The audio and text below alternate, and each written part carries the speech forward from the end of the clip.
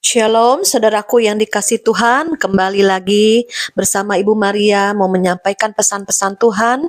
Di akhir zaman ini saya percaya saudara dan saya sedang menanti-nantikan kedatangan Tuhan, tapi biarlah selama kita menanti-nantikan kita tidak duduk diam, tapi kita ayo bergerak untuk melayani Tuhan, penjangkauan jiwa, dan juga kita bekerja di ladang-ladang Tuhan. Saya mengucap syukur kemarin Minggu saya ada melayani di 2 gereja dan 1 panti asuhan. Saya percaya Tuhan mau kita ayo segera lari ya menuju panggilan surgawi. Jangan kita hanya diam berpangku tangan tapi kita tidak berbuat apa-apa. Tapi biarlah di akhir zaman ini kita lebih lagi untuk bekerja di ladang Tuhan ya. Puji nama Tuhan. GPD El Shaddai itu kira-kira sebelum Covid saya pernah melayani di tempat ini. Nah, sekarang saya kembali lagi baru sempat melayani ya di gereja ini. Tapi puji nama Tuhan, saya percaya ada pesan Tuhan yang ditaruh di dalam firman-Nya dan juga ada rencana-rencana Tuhan ke depannya di mana kita boleh berbagi kasih, berbagi sukacita, berbagi firman, berbagi pengalaman dengan Tuhan, sehingga mereka yang mendengarnya dikuatkan, sehingga jemaatnya, hamba Tuhannya boleh semakin hari semakin mengandalkan Tuhan, dan minta kekuatan daripada Roh Kudus. Ya saudara, saya percaya di akhir zaman ini ayo kita bergandeng tangan, kita bersehati dalam penuaian jiwa-jiwa, yang terutama juga ayo kita terus perkuat manusia roh kita, dan terhubung dengan Tuhan secara pribadi dalam saat teduh pribadi setiap hari, punya keintiman dengan Tuhan, ada pujian penyembahan yang selalu dinaikkan. Ya, ada firman Tuhan yang selalu kita baca, renungkan dan lakukan. Puji nama Tuhan. Saya kalau melayani seringkali saya berpikir saya memberi berkat ya, baik jasmani maupun rohani ya, bahkan urapan. Tetapi ada kalanya Tuhan ingatkan saya bahwa saat engkau melayani pun engkau menerima berkat ya. Memang saya sangat diberkati oleh seorang ibu yang bersaksi ya, di mana dia pengalaman-pengalaman hidupnya dengan Tuhan sungguh luar biasa, saudara. Nah, Ibu Lili ini adalah jemaat GPD El Shaddai ini bersaksi bahwa dia dulunya orang Kristen yang biasa-biasa saja ya, maksudnya ya enggak gimana cari Tuhan atau gimana. Pada suatu hari dia lebih lagi rindu untuk mencari Tuhan sungguh-sungguh dengan Tuhan ya, sehingga dia dikatakan oleh pamannya, jangan anggap saya pamanmu, anggap saya pendeta yang mendoakan kamu ya. Terus dia didoakan ya oleh kakaknya ya, saudaranya ini. Tapi disitulah dia mulai mencari Tuhan, dan dia bersaksi 10 tahun dia baru dibaptis oleh Roh Kudus ya. Waduh, saya pikir luar biasa ya, orang yang sungguh-sungguh haus dan rindu lebih dalam mengalami alam supranaturalnya Tuhan, mengalami baptisan Roh Kudus itu alam supranatural, di mana Roh Tuhan yang penuh masuk dalam hidup kita. Ya, harus saudara juga memiliki kehausan, kelaparan seperti ini, mempunyai hati yang selalu rindu untuk lebih lagi, maka Tuhan berikan. Ya, never give up, maksudnya jangan putus asa. Ya, ada berapa subscriber kok saya belum didoain juga, kok belum baptisan Roh Kudus ya. Tapi terus minta ya, seperti Ibu Lili ini 10 tahun dia baru dibaptis Roh Kudus, sungguh luar biasa ya. Dan juga ada kesaksiannya dia, pada suatu hari dia turun dari loteng kamarnya dan ke dapur, dan lihat kompornya ini menyala sendiri, saudara, sampai panci yang di dalamnya itu sampai habis, gosong pantat pancinya. Dia sempat berpikir, kan saya nggak nyalain kompor, kok bisa nyala gitu ya. Nah, terus kemudian kedua kalinya, nah itu juga begitu, saudara, tiba-tiba kompor bisa nyala sendiri, saudara. Ya, saya pikir tadinya mungkin dia lupa ya kan, nyalain terus lupa ditinggal gitu kan. Tetapi enggak, saudara. Jadi sering nyala sendiri kompor. Ini kan bahaya, saudara ya, bisa kebakaran, saudara ya. Tapi akhirnya sih saya bilang, Bu, coba Ibu urapin rumah, doakan. Ibu kan sudah dibaptis Roh Kudus, ada kuasa Tuhan yang bekerja di dalam Ibu. Nah, itu mengusir semua kekuatan musuh, kekuatan roh jahat. Ya, ada memang rumah-rumah yang ada penunggunya, ada isinya, ada kuasa roh jahat yang harus kita usir. Karena kita yang berhak, yang menempati tempat rumah kita itu ada otoritas, di mana kita yang menjadi tuan rumah. Jadi semua yang bukan tuan rumah harus dibuang, harus diusir, saudara ya. Urapin minyak, urapin perjamuan kudus ya, saudara. Jadi ada kuasa. Apalagi saya bilang ibu udah dibaptis Roh Kudus. Urapi rumahnya, jangan sampai ada hal-hal yang buruk terjadi ya. Nah, saudara, dia juga bercerita pada suatu hari dia beli boneka yang tangannya suka melambai-lambai lah, saudara. Tahu kan ada boneka, kita kalau pergi ya ada satu toko tuh di etalasenya tuh ada boneka yang suka melambai-lambai, kan banyak berderet ya. Nah, dia beli, saudara, dia taruh di mobil, saudara ya. Kalau kita kan orang Chinese kan biasanya itu ya buat dagangan supaya lari supaya apa. Kalau dia kan bukan orang Chinese, saudara. Akhirnya ditaruh di mobil. Nah, suatu hari dia pergi dengan suami dan anak-anaknya ke satu tempat, saudara. Nah, itu tiba-tiba seperti remnya blong, di depan itu sungai, di kiri itu udah pohon besar ya. Akhirnya suaminya dia tangan suaminya dibanting setir sama istrinya ya. Saudara tahu akhirnya nembloknya ke kayu, ke pohon. Kalau ke depan aja udah sungai nyemplung, itu lebih bahaya lagi ya, kendaraan nyebur ke sungai itu, saudara ya.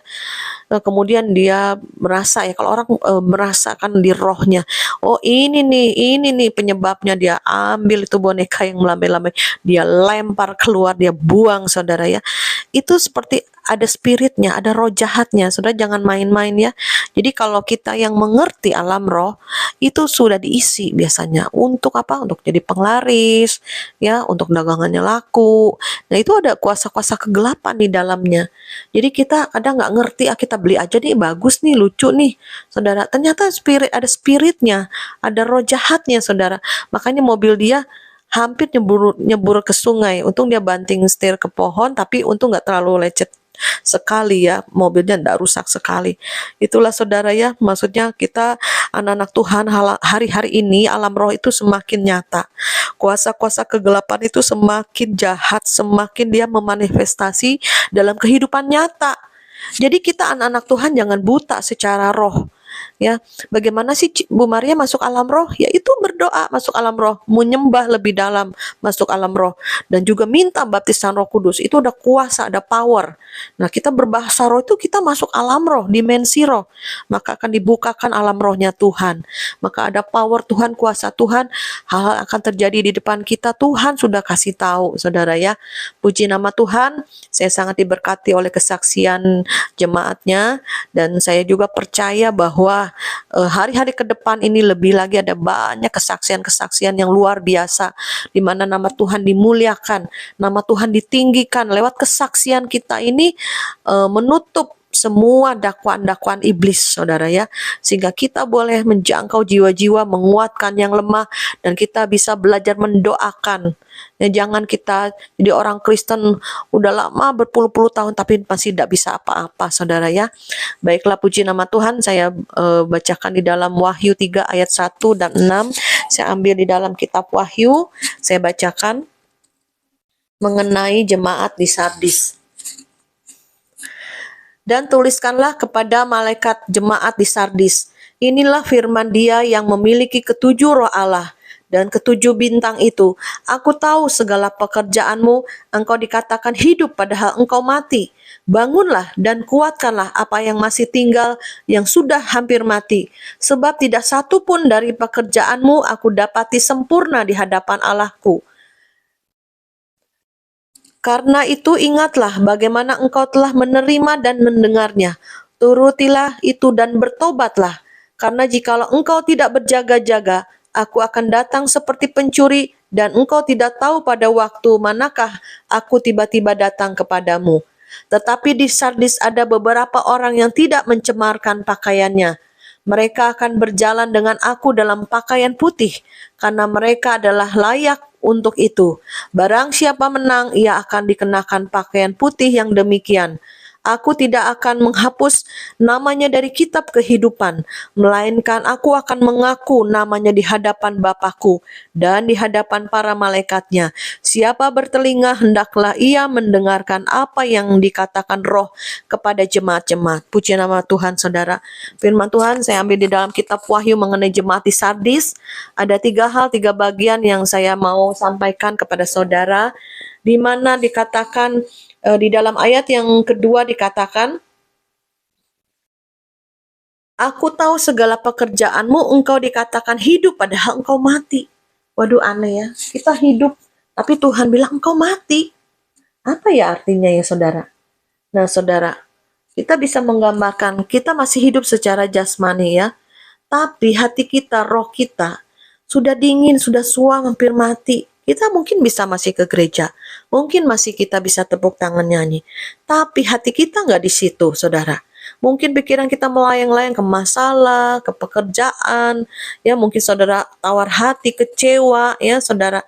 Itu seperti itu saudara. Jadi hatinya udah jauh dari Tuhan. Walaupun saudara masih beribadah, ya, tapi engkau sesungguhnya sudah hampir mati ya. Dan sebab tidak satu pun dari pekerjaanmu aku dapati sempurna di hadapanku.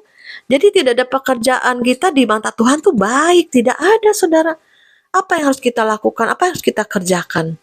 Mari kita lakukan kerjakan dengan segenap hati seperti untuk Tuhan. Jadi pada akhir zaman ini ayo kita maksimalkan waktu kita. Jangan kita bermalas-malasan, ogah-ogahan, baik dalam hal rohani, jasmani, maupun dalam pekerjaan, masa-masa sulit di depan kita. Ya saudara, saya maksimalkan waktu saya juga loh. Ya seperti Senin sampai Jumat, saya ini ngurus cucu ya, bantu ngurus cucu baru lahir, kasihan. Nah Minggu, Sabtu Minggu saudara, ada persekutuan doa minggu saya melayani kemarin di 2 gereja dan 1 panti asuhan, saudara. Saya pikir udahlah maksimalkan waktu. Waktu ini sangat berarti, berguna. Ya, saudara. Jangan sia-siakan waktu. Waktu tidak akan pernah kembali. Ya, mungkin saudara menanti-nantikan sesuatu. Nantilah kalau udah ada berkat, nantilah kalau udah ada ini, itu baru saya bergerak. Gak akan, saudara ya. Gak akan nyampe, saudara. Mari kita bergerak. Mari kita terus bekerja. Dia mah enak nih, banyak karunia, banyak berkat bisa dibagi-bagikan, saudara. Saudara, ayo kejar, bukan hanya soal materi ya. Kita melayani Tuhan itu, kita ambil doa, ambil puasa, ada urapan yang mengalir. Kita bisa mendoakan orang-orang lain sembuh. Kita bisa mendoakan orang-orang lain bisa dipulihkan, bisa terjadi kelepasan. Ya saudara, jadi jangan kita banyak alasan. Akhir zaman ini terlalu banyak orang beralasan. Karena apa? Karena kemalasan. Ya, jadi kita ayo bangun. Jangan engkau mati hidup enggak, ya hidup enggak mati enggak, segan saudara ya. Jadi akhir zaman ini ayo kuatkan, jangan suam-suam, jangan dingin, apalagi sudah hampir mati. Yang dikatakan ayat yang kedua, bangunlah dan kuatkanlah apa yang masih tinggal, yang sudah hampir mati.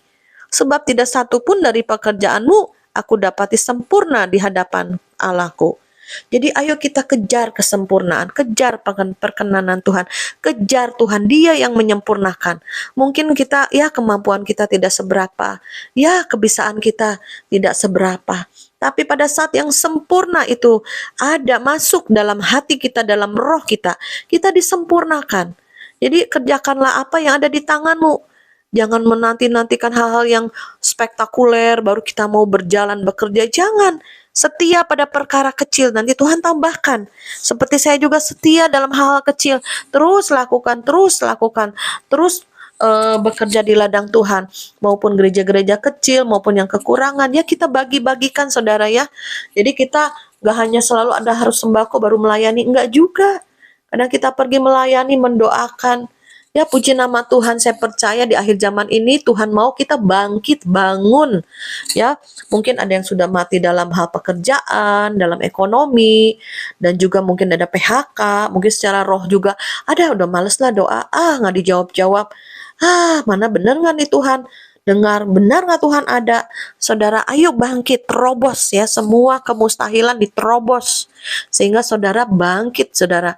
Ayat yang ketiga dikatakan, karena itu ingatlah bagaimana engkau telah menerima dan mendengarnya. Turutilah dan bertobatlah, karena jikalau engkau tidak berjaga-jaga, aku akan datang seperti pencuri, dan engkau tidak tahu pada waktu manakah aku datang tiba-tiba kepadamu. Nah, jadi yang kedua harus bertobat, saudara. Dari apa? Dari kesuaman, dari apa? Dari yang sudah hampir mati tadi. Bertobat, bangkit, kuat, dan jadi pemenang, saudara.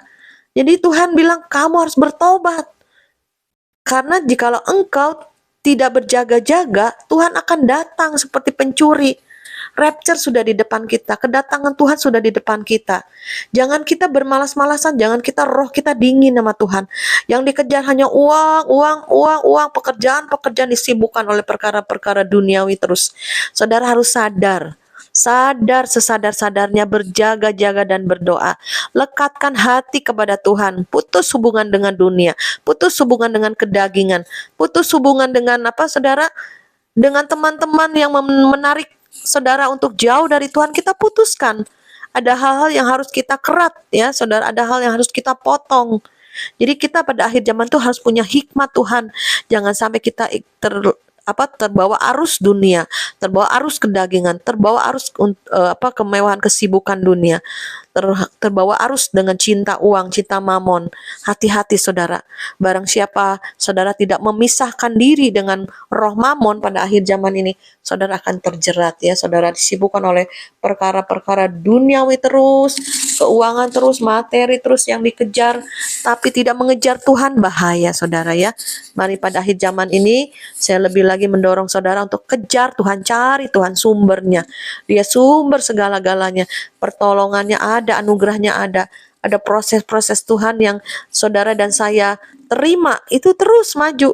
Jangan pernah lelah, jangan give up, terus never give up sampai semuanya Tuhan bukakan rencananya, destininya. Dan juga kita ada di bumi ini ada maksud tujuan Tuhan. Gak mungkin kita di dunia ini tanpa maksud tujuan Tuhan, pasti ada. Ya, itulah yang harus kita cari, dekat dengan Tuhan. Nah, saatnya kita mendengar, ya. Dimana kalau orang-orang agama lain, ya, memanggil nama Tuhannya pakai toa, ya, karena Tuhannya jauh.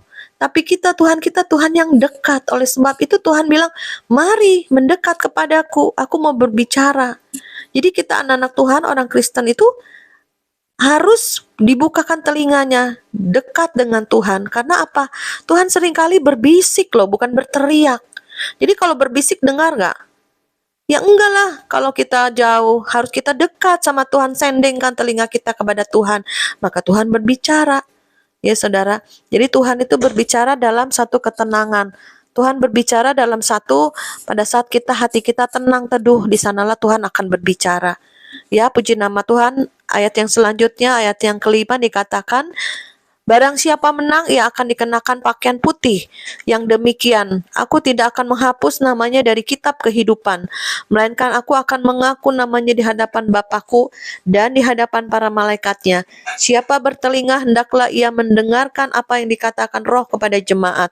Jadi hal yang ketiga, kita harus memakai pakaian putih, pakaian kebenaran, pakaian perbuatan baik, ya. Jangan kita jadi orang Kristen, anak Tuhan yang mencemarkan nama Tuhan.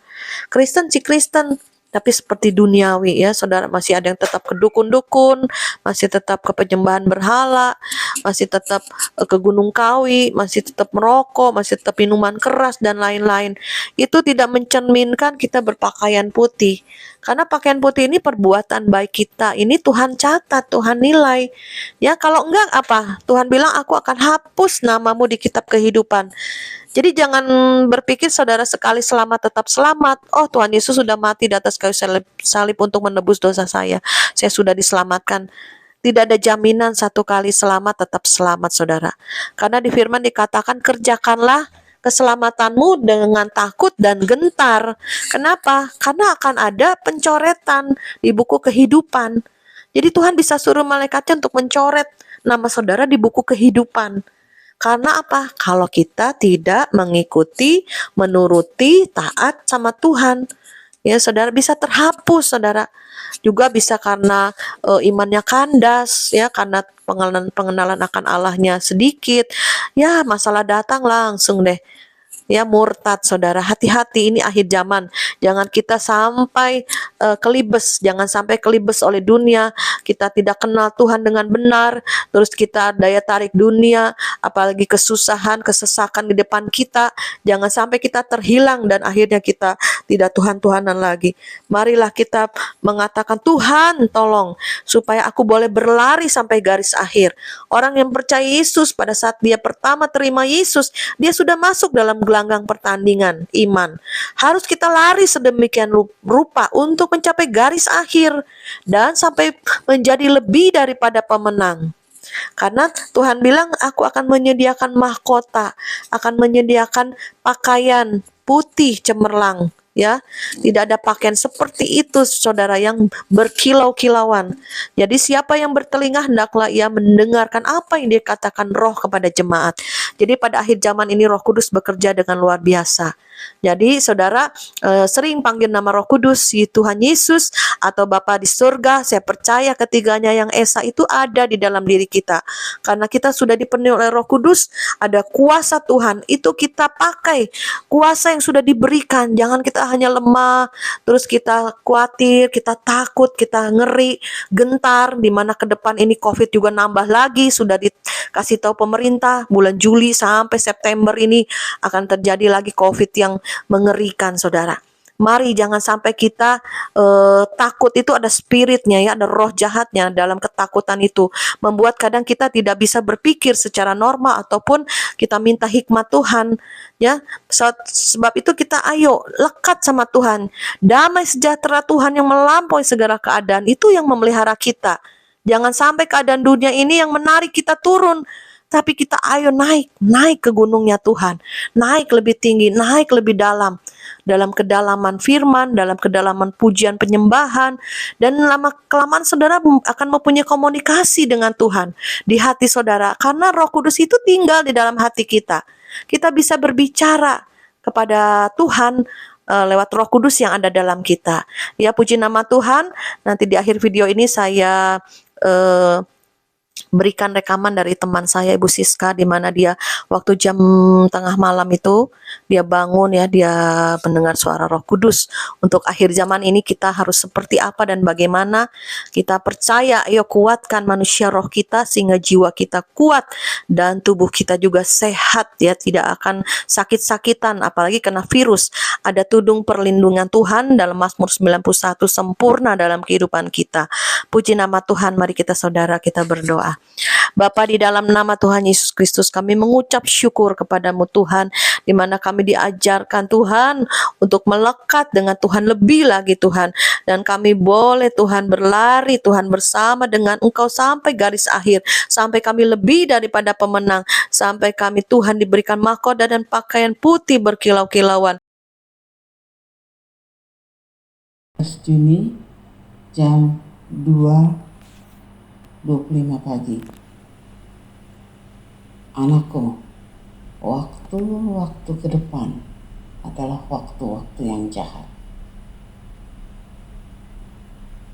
Keadaan tidak akan menjadi lebih mudah, tidak menjadi lebih baik. Akan ada banyak kekacauan di dalam negeri, akan banyak bencana alam terjadi, krisis pangan meluas, masyarakat mulai marah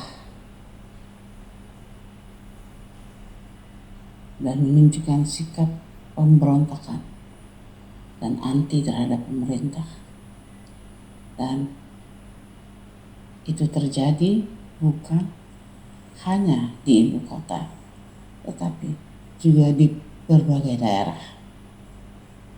Pemerintah mulai menunjukkan sikap yang cukup keras melawan pemberontakan dan perlawanan rakyat. Dan rakyat juga tidak mau kalah tinggal diam. Akan terjadi kekacauan besar-besaran, akan terjadi seperti Mei 98. Tetapi jangan gelisah, jangan gentar hatimu, karena bagi anak-anak Tuhan akan ada perlindungan sempurna, perlindungan paripurna roh, jiwa, dan tubuh. Orang-orang termasuk anak-anak Tuhan yang tidak mengandalkan Tuhan, mereka akan goncang. Mereka akan digoncang oleh keadaan dan mereka menjadi tergoncang. Tapi orang-orang, anak-anak Tuhan yang bersandar pada Tuhan, mereka akan aman. Mereka akan aman dalam perlindunganku. Anakku, waktunya tidak akan bertunda lagi. Semua yang kusampaikan akan terjadi dengan begitu tiba-tiba dalam waktu yang singkat. Indonesia akan goncang. Kota-kota akan goncang. Tapi ingat, jangan gelisah dan gentar hati. Anak-anak Tuhan tidak perlu takut. Aku tetap mengangkat nyali dan selalu demikian. Percayakan, segala situasi dan kondisi di dalam tanganku. Tiap hari bangun, mesbah pujian, doa dan penyembahan, baca firman. Kelilingi hidupmu dengan pujian dan penyembahan. Cover hidupmu dengan firman. Terus bertumbuh masuk ke dalam dimensi rohani yang lebih dalam. Masuk hadirat terus dan kejar yang ilahi. Dan waktunya tidak akan lama lagi.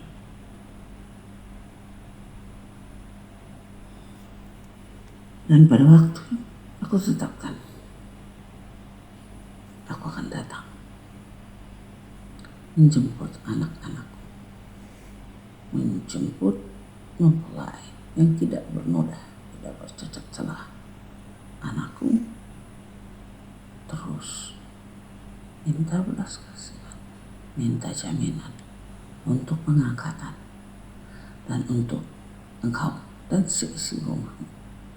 Boleh aku dapati setia sampai akhir, tidak pernah kehilangan iman, pengharapan, kasih, sukacita, dan nama sejahtera dalam.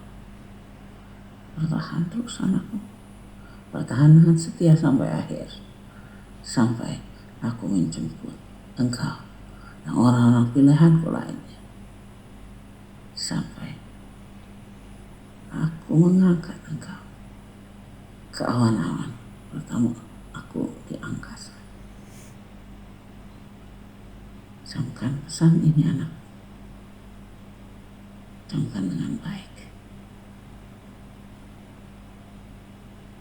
Sekali lagi jangan gelisah dan gentar hati. Aku melukiskan engkau di telapak tanganku. Engkau selalu ada dalam pikiranku. Karena aku mengasihi engkau dengan kasih yang kekal dan tidak berkesudahan.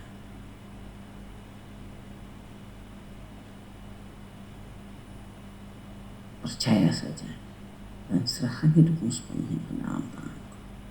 Dan engkau akan aman. Engkau akan baik-baik saja.